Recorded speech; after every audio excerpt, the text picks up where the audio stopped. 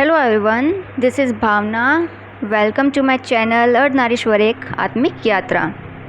Friends, ये जो आज का वीडियो है वो पहले वाली जो चैनलिंग है उसी का दूसरा पार्ट है। और मैंने कहा भी था कि दूसरे पार्ट में जो सेपरेशन होगा, सेपरेशन को लेके मैं बहुत ही इम्पोर्टेंट गाइडेंस आपको दूंगी। तो ये जो सेपरेशन होता है ना, उसे सिर्फ डीएम या डीएफ का ही एसेंशन नहीं होता है कि ये सेपरेशन आखिर डिवाइन क्यों लाते हैं दोनों के बीच में। क्या सिर्फ डीएफ का ही एसेंशन होता है या डीएम का ही होता है? बल्कि डिवाइन इस सेपरेशन, ये जो सेपरेशन होता है ना, ये एक तीर की तरह होता है। और इस एक तीर से इतने निशाने लगाते हैं डिवाइन कि कईयों का उद्धार हो जाए, कि कईयों का एसेंशन हो जाए, कईयों को सही पथ मिल जाए, रास्ता मिल जाए, जीवन का उद्देश्य समझ आ जाए उन लोगों को। इसलिए ये सेपरेशन क्रिएट किया जाता है।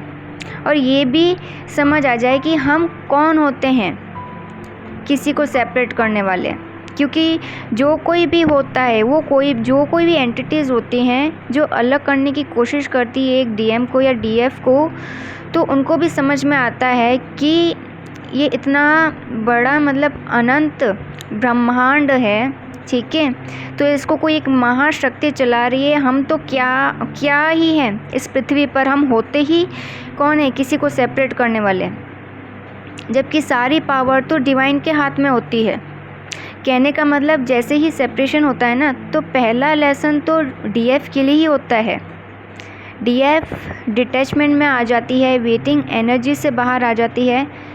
फिर बहुत वक्त बीत जाने के बाद क्योंकि काफ़ी टाइम बीत जाता है, ये सिर्फ एक डीएफ पर डिपेंड करता है कि उसने कितना इनर वर्क किया है, कि वो 2 साल में उसका इनर वर्क पूरा हो रहा है या 3 साल में हो रहा है, या जो लेसन्स उसको लर्न करने होते हैं वो कितना जल्दी सीखती है। क्योंकि फिर इतना बहुत वक्त बीत जाने के बाद भी डीएम अवेकन नहीं होता है, तो डीएफ भी धीरे धीरे रीयूनियन के थॉट से बाहर आने लगती है। मतलब उसका पूरा ध्यान, अपनी पूरी एनर्जी वो इनर वर्क पे शिफ्ट कर लेती है, डिवाइन से पूरी तरह से जुड़ जाती है, डीप लेवल पे जाके उसका यूनिवर्स और डिवाइन से स्ट्रॉन्ग कनेक्शन बन जाता है।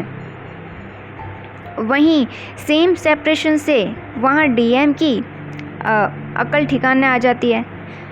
पहले तो वो डीएफ की एनर्जी लेके खूब मज़े करता है, बट यहाँ डीएफ जैसे ही अपनी एनर्जी वापस लेती है, तो जैसे कि मैंने पहले भी बताया था ना वीडियो में, चैनलिंग में, कि डीएफ एनर्जी ले लेती है ना पूरी की पूरी, वो भूल जाती है जीएम को पूरी तरीके से। तो डीएम की हालत जल बिन मछली जैसी हो जाती है। और अपनी कार्मिक साइकिल से वो वैसे ही बहुत फ्रस्ट्रेट हो जाता है, इतना पागल हो जाता है। मतलब वो बहुत जतन करता है कि कैसे डीएफ से कांटेक्ट किया जाए, एनर्जी ली जाए, पर वहाँ जीएम के लिए सारे दरवाजे बंद कर दिए जाते हैं। सिर्फ एक ही दरवाज़ा खुला आता है, वो भी डिवाइन का। और वहाँ से भी, डिवाइन से भी उसको यही मैसेज दिया जाता है कि इनर वर्क करो तभी डीएफ मिलेगी, ऐसे नहीं मिलेगी। फिर बारी आती है डीएम डीएफ के पेरेंट्स की। और पेरेंट्स की प्रॉब्लम यही रहती है कि वो पैटर्न्स में फंसे होते हैं। पैटर्न्स में तो हम सभी फंसे होते हैं, वैसे 3D में जो भी होता है वो पैटर्न्स में फंसा ही होता है।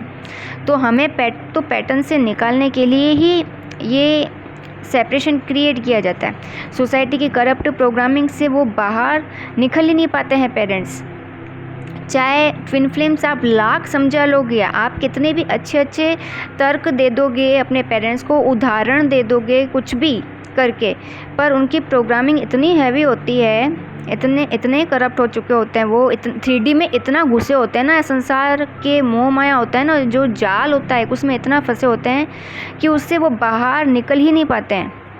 तो ये सेपरेशन इसलिए भी होता है कि इन ऐसे जो पेरेंट्स होते हैं ना, जिनके पैटर्न्स टूट नहीं पाते, तो इन पेरेंट्स का पैटर्न टूट जाए, इसलिए ये सेपरेशन क्रिएट किया जाता है। क्योंकि एक बार डीएफ डिटैच हो जाती है ना, उसका 3D से पूरा मोह निकल जाता है। मतलब एक ऐसी एनर्जी में वो स्विच हो जाती है डीएफ, जहाँ ना वो डीएम का वेट कर रही है, ना सोलमेट का। एक तरह से संसारी विवाह से उसका मोह ख़त्म हो जाता है। और पेरेंट्स का लगातार दबाव बना रहता है शादी का। हमारी इंडियन सोसाइटी में होता ही ऐसा है कि जैसे ही बच्चे 23 के 25 के हो जाते हैं या उससे ऊपर उनकी एज निकलती जाती है तो पेरेंट्स पे इतना दबाव होता है, वो जो होती है ना सोसाइटी की प्रोग्रामिंग होती है, इतनी हावी होती है, वो उनको फोर्स करती है कि नहीं भी जाके अपने बच्चों पे दबाव बनाओ। तो वो इतना दबाव बनाते हैं शादी का। तो एक टाइम पे जब डीएफ अपने पेरेंट्स को डीएम के बारे में बताती है, यानी डिवाइन फेमिनिन भी तो अपने दिल की बात रखती है ना पेरेंट्स के सामने कि उसने डीएम को ही अपने लिए चुना है, उसी के साथ वो अपनी ज़िंदगी बिताना चाहती है। डिवाइन फेमिनिन भी तब डिज़ायर में होती है बार बार जब वो डीएम के बारे में ही बताती है पेरेंट्स को। और पेरेंट्स हठीले होते हैं, अपने उस पैटर्न को वो तोड़ ही नहीं पाते हैं। यू नो कि शादी तो हम अपनी मर्ज़ी से ही करवाएंगे अपने बच्चों की। तब तो जो डिवाइन फेमिनिन तब वो पेरेंट्स डिवाइन फेमिनिन की एक नहीं सुनते हैं। फिर बहुत कुछ इस जर्नी पे झेलने के बाद डिवाइन फेमिनिन पूरी डिटैचमेंट एनर्जी में चली जाती है। वो डीएम को समझाते समझाते थक जाती है, वो अपने पेरेंट्स को समझाते समझाते थक जाती है ना। वो रिलेटिव्स, फ्रेंड्स, मतलब कोई भी उसकी फीलिंग्स को, उसकी जर्नी को समझ नहीं पाती है कि वो किस तरह की सिचुएशन से गो थ्रू कर रही है, वो क्या क्या उसने झेला है इस जर्नी पे। तो वो पूरा डिटैच हो जाती है, थक जाती है। फिर ना उसका शादी का शौक़ रहता है। तो अब वही होता है कि पेरेंट्स तो लगातार दबाव बनाए जा रहे हैं, यहाँ डिवाइन फेमिनिन का तो मन ही उठ गया है शादी करने से और वो दबाव बनाए जा रहे हैं। और यहाँ डिवाइन फेमिनिन तो मना ही कर देती है कि मुझे नहीं पड़ना इस शादी के झंझट में, कोई शौक़ नहीं है मुझे। फिर तो जो पेरेंट्स ट्रिगर होते हैं, क्योंकि ट्विन फ्लेम्स की हाई वाइब्रेशनल एनर्जी भी पेरेंट्स को ट्रिगर करती है और ज़बरदस्त तरीके से करती है कि पेरेंट्स एक बार में तो सोचने लग जाते हैं कि ये क्या हो गया, ये क्या कर दिया हमने। पहले कम से कम ये चाहती तो थी शादी करना, भले ही लड़का इसने खुद चुना, पर अब तो ये मान ही नहीं रही है शादी के लिए। कहीं हमने ज़्यादा तो कंट्रोल नहीं कर दिया इसको, क्योंकि पेरेंट्स को सोसाइटी का फियर रहता है कि इसकी शादी नहीं हुई तो समाज क्या कहेगा। तो यहाँ डिवाइन डीएफ को डिटैचमेंट में रखते हैं और वो डिवाइन ही होते हैं जो डिवाइन फेमिनिन्स को इतना डिटैचमेंट में लेके आ जाते हैं जब तक पेरेंट्स अपने पैटर्न्स को तोड़ नहीं देते हैं। और ऐसा होता है, काफ़ी पेरेंट्स को लेसन मिल चुका होता है, मन ही मन उनको एहसास होता है कि ये नहीं होगा, वही होगा वही जो डिवाइन ने हमारे बच्चों के लिए सोचा है या सोच रखा है। और कईयों की फैमिलीज़ फिर जर्नी में होता है ना, कईयों की फैमिलीज़ ट्विन फ्लेम्स की फैमिलीज़ होती हैं, फिर एग्री भी हो जाती हैं शादी के लिए, इसलिए उनका 3D यूनियन हो जाता है। फिर क्या ही पेरेंट्स, क्या ही रिश्तेदार, सब पीछे हट जाते हैं।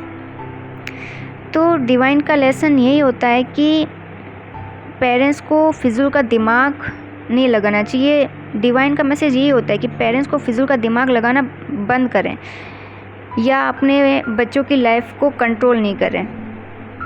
कि मतलब पेरेंट्स की ऐसी प्रोग्रामिंग होती है, उनके ऐसे थॉट होते हैं कि जैसे कि रिलीजन के बेस पे रिलीजन सेम होना चाहिए, कास्ट अलग नहीं होनी चाहिए, लड़के का या लड़की का जो रंग है वो गोरा होना चाहिए, सांवला नहीं होना चाहिए, या उसका स्टेटस सोसाइटी में ऐसा हो, अच्छा हो, वो करियर में है तो उसका करियर कैसा है, कमाता कैसा है, अच्छी खासी उसकी कमाई होनी चाहिए, या उसकी हाइट ऐसी होनी चाहिए, ये वो सब 100 तरीके की बातें होती हैं जिनसे उनका पैटर्न टूट नहीं पाता है। तो इसलिए ये सेपरेशन कभी कभी तो काफ़ी लॉन्ग चलता है। एक्चुअल में ये सेपरेशन जो होता है ना, कि किसी का बहुत कम रहता है, किसी का बहुत ज़्यादा रहता है, तो वो तब तक रहता है, यानी डीएफ, डीएम, उनके पेरेंट्स अगर सबने बहुत अच्छे से जल्दी से सीख लिया, लेसन्स ले लिए अपने, तो ये सेपरेशन समझो जल्दी ख़त्म हो जाएगा। पर अगर इतने सारे लोग इन्वॉल्व है, इतने सारे लोगों का अटेंशन होना होता है, लेसन सीखने होते हैं, अगर कोई भी डिले करता है, कोई भी देरी से सीखने की प्रक्रिया में देरी लगाता है, लेसन्स लर्न करने में टाइम लगाता है, चाहे वो डीएफ हो, डीएम हो, उनके पेरेंट्स हो, तो फिर ये जो सेपरेशन का पीरियड होता है वो कई बार लंबा चलता है, यानी 4 साल भी लग जाते हैं, 5 साल भी लग जाते हैं, कुछ कह नहीं सकते हैं। तो फिर डिवाइन का मैसेज यही है पेरेंट्स को कि अपना फिजूल का दिमाग मत लगाओ, कंट्रोल मत करो बच्चों की लाइफ को। उनका जो सोल कॉन्ट्रैक्ट है, जिस किसी के साथ भी होगा उनकी शादी वहीं होगी, चाहे वो सोलमेट हो या ट्विन फ्लेम हो। तुम कौन होते हो बीच में आने वाले? और फिर अगर कुछ पेरेंट्स ऐसे होते भी हैं ना, जैसे भृगु और दक्ष प्रजापति थे, तो उनके साथ फिर ऐसे पेरेंट्स के साथ फिर वैसा ही होता है। इसलिए मैंने ये चैनलिंग, ये वीडियो बनाया था। फिर वही हेल्थ के इश्यूज़ होते हैं पेरेंट्स को, फाइनेंशियल इश्यूज़ होते हैं, मतलब फिर तहलका ही मचे जाता है पेरेंट्स की लाइफ में। इसलिए मेरे फादर को इतने लॉसेस हुए, इतने हेल्थ इश्यूज़ हुए, फाइनेंशियल लॉसेस हुए, पूरे आइसोलेटेड लाइफ हो चुकी है उनकी, उनको कोई भी नहीं पूछता, मतलब सच में फिर उस व्यक्ति से कोई बात करना पसंद नहीं करता है, इतना वो डिस्टॉर्टेड हो चुका होता है। और ऐसा तभी होता है जब ट्विन फ्लेम्स के पेरेंट्स सोल कॉन्ट्रैक्ट के ऑपोजिट जाके कुछ करते हैं। वो भूल जाते हैं कि अर्थ पे आके ऐसे बच्चे उनको क्यों मिले, क्यों उनको ट्विन फ्लेम्स मिले हैं। यानी सोल कॉन्ट्रैक्ट तो कुछ ऐसा था कि करना उनको सपोर्ट था अपने बच्चे को, पर उसी की जर्नी में वो बाधा बन के रह गए, रोड़ा बन के रह गए। मतलब आके मदद करनी थी अपने बच्चे की ताकि उसकी ग्रोथ हो, ताकि उसका रीयूनियन हो जाए, पर खुद ही बाधा बन जाते हैं। तो फिर डिवाइन उनको इस तरीके से पनिशमेंट देते हैं कि भुगतो अब, क्योंकि फिर ऐसे पेरेंट्स ना खुद आगे बढ़ पा रहे हैं, ना कुछ सीख पा रहे हैं, ना अपने बच्चे को बढ़ने दे रहे हैं, ना उसका एसेंशन होने देते हैं। ऐसे ही डीएम के पेरेंट्स को भी लेसन दिए जाते हैं। दोनों ही जगह पेरेंट्स की करप्ट प्रोग्रामिंग को तोड़ा जाता है। तो इसलिए मैंने कहा था कि डिवाइन एक तीर चलाते हैं सेपरेशन का, और निशाने कई जगह जाके लगते हैं। तो इसलिए डिवाइन फेमिनाइंस, रोया मत करो, डिवाइन से नाराज़ मत होइए जब आपका सेपरेशन होता है। डिवाइन से खूब प्यार कीजिए, क्योंकि डिवाइन जो भी करते हैं ना आपके भले के लिए ही करते हैं, आपकी ग्रोथ के लिए, ताकि आप अपना इनर वर्क, अपना एसेंशन, अपना ये जो भी रिइंकार्नेशन हो, वो मतलब डिवाइन खुद ऐसा चाहते हैं कि ये जो भी डीएम डीएफ है ये जल्दी से बस अपना इनर वर्क करके रीयूनियन में आ जाए, और ये इनका लास्ट रीइंकार्नेशन ही हो। फिर आगे इनकी जर्नी में इनका कोई और कर्मा बने ही ना। सो फ्रेंड्स, ये जो पूरी चैनलिंग थी एक, जो कि 2 पार्ट्स में कवर हुई है, यानी कि क्यों ट्विन फ्लेम्स रीइंकार्नेट होते हैं, क्यों उनकी लाइफ में इतने चैलेंजेस आते हैं, क्यों इतना इनर वर्क करना पड़ता है उनको, सेपरेशन से गुजरना होता है, क्योंकि सिर्फ एक ट्विन फ्लेम्स ही हैं जो कि एडवांस होती है, प्योर सोल्स होती हैं, और ट्विन फ्लेम्स ही समाज को सही दिशा दिखा सकते हैं। क्योंकि जो पूरी मदर अर्थ है, इसका एसेंशन सिर्फ ट्विन फ्लेम्स ही कर सकते हैं। 3D में जो होते हैं वो नहीं कर सकते एसेंशन, जो एक्चुअली हम पे तो इतनी ज़्यादा रेस्पॉन्सिबिलिटीज़ होती है ट्विन फ्लेम्स में कि हमें अपनी ग्रोथ भी करनी होती है, अपने लेसन्स भी, अपने कर्मा भी पूरे करने होते हैं, साथ में हमारे आसपास में जो 3D में फंसे होते हैं, इतने परेशान होते हैं बेचारे लोग, ठीक है। तो हम पे वो भी एक जिम्मेदारी देते डिवाइन कि तुम्हें इनका भी उद्धार करना है, इनको सही रास्ता दिखाना है, तभी इस अर्थ का एसेंशन हो पाएगा। ये जो इतनी बुराइयां हैं पूरे अर्थ पे, ये ख़त्म कैसे होंगी? तो ये जो बुराइयां, ये जो पाप इतने होते हैं, ये अपराध इतने होते हैं, तो वो कर कौन रहा है? ये जो 3D में लोग फंसे हैं ये वही तो कर रहे हैं ना, क्योंकि इन पे माया हावी है। ये मटेरियल वर्ल्ड को ही सब कुछ मान के बैठे हैं। तो तुम ट्विन फ्लेम्स को अपनी एनर्जी इस लेवल तक लानी है कि तुम्हें देखकर मतलब ये इतना इंस्पायर्ड हो जाएं कि ये खुद ही स्पिरिचुअल पाथ को चुन ले, ये खुद ही एसेंशन की जर्नी को चुन ले। इनका वो जो मोह है ना, वो छूट जाए 3D वर्ल्ड से। तो फ्रेंड्स, आज की इस चैनलिंग को यहीं समाप्त करते हैं। इसके साथ ही एक रिक्वेस्ट आप सब प्यारी सोल से, जो भी इस वीडियो को देख रही है, कि ऐसे कंटेंट्स को ज़्यादा शेयर कीजिए, लाइक कीजिए, ताकि सब एक उस डीप स्लीप से बाहर आ सकें जो जागृत नहीं हैं। कई लोग होंगे आपके रिलेटिव्स, फ्रेंड्स, पेरेंट्स जो ज़्यादा दर्द में हों, डिप्रेशन में हों, मतलब बहुत बुरे टाइम से जो निकल रहे हैं, उनको ऐसे कंटेंट्स की बहुत ज़रूरत होती है। आखिर उनको भी पता चले कि उनकी लाइफ में इतनी डिस्टर्बेंस क्यों हैं, क्यों इतना सफ़र कर रहे हैं वो अपनी जर्नी पे। और मैं ये नहीं कहती कि सिर्फ मेरे ही वीडियोस आप शेयर कीजिए।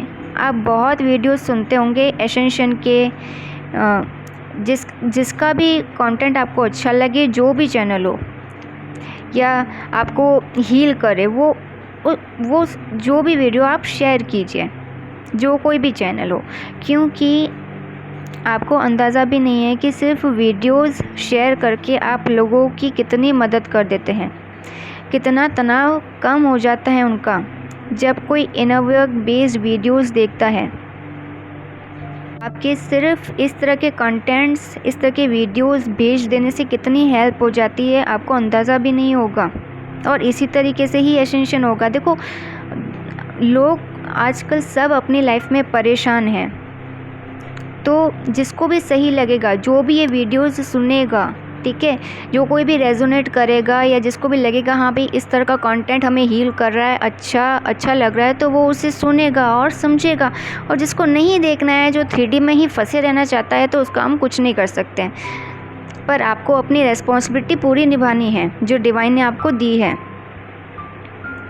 तो तभी इस सोसाइटी से सफरिंग्स कम होगी, मदर अर्थ हील होगी, लोग रियल हैप्पीनेस की एनर्जी में रहेंगे, आंतरिक रूप से जो मिलती है, ना कि मटेरियल बेस्ड। तो फ्रेंड्स, वीडियो अच्छा लगा हो तो लाइक कीजिए, शेयर कीजिए, चैनल पर नए हैं तो चैनल को सब्सक्राइब ज़रूर कीजिए। सो मिलते हैं नेक्स्ट वीडियो में। Till then, goodbye and God bless you.